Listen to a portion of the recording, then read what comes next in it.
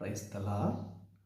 சங்கீதம் 16ஆம் அதிகாரம் 8வது வசனம் இவ்விதமாய் சொல்லுகிறது, கர்த்தரை எப்பொழுதும் எனக்கு முன்பாக வைத்திருக்கிறேன், அவர் என் வலது பாரிசத்தில் இருக்கிறபடியால் நான் அசைக்கப்படுவதில்லை.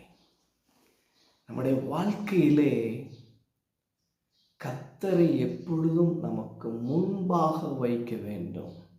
எப்பொழுதும் அவர் நம் முகக்கண்ணாடி போல நமக்கு முன்பாக இருக்கிற பொழுது நம்முடைய வாழ்க்கையில் இருக்கிற நம்முடைய சூழ்நிலைகள் என்ன, நம்முடைய வாழ்க்கையினுடைய நோக்கம் என்ன, நம்முடைய வாழ்க்கையில் இன்றைக்கு நாம் வாழ்ந்து கொண்டிருக்கிற வாழ்க்கை என்னன்னு சொல்லி இயேசு என்கிற முகக்கண்ணாடியிலே நம்மை பார்க்க முடியும்.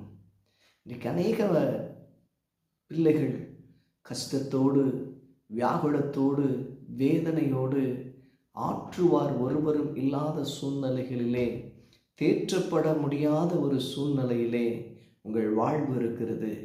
உங்களை பார்த்துதான் கர்த்தருடைய வார்த்தை வருகிறது, கர்த்தரை எப்பொழுதும் அவரை உங்களுக்கு முன்பாக வையுங்கள், ஒரு நாளும் நீங்கள் அசைக்கப்பட மாட்டீர்கள்.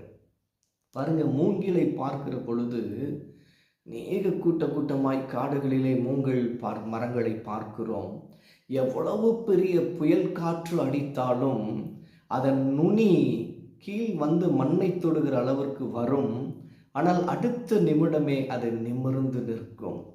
இந்த கர்த்தரை எப்பொழுதும் உங்களுக்கு முன்பாக வைப்பீர்கள் என்று சொன்னால் நீங்கள் அசைக்கப்படுவதில்லை, நீங்கள் கைவிடப்படுவதில்லை.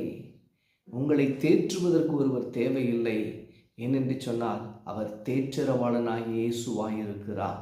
அவர் உங்கள் கண்ணீரை துடைக்கிறவராயிருக்கிறார். அவர் உங்கள் வேதனைகளை மாற்றுகிறவராயிருக்கிறார். இந்த வார்த்தையை கேட்கிற நீங்கள் யாராயிருந்தாலும் உங்களை ஆண்டவர் நேசிக்கிறார்.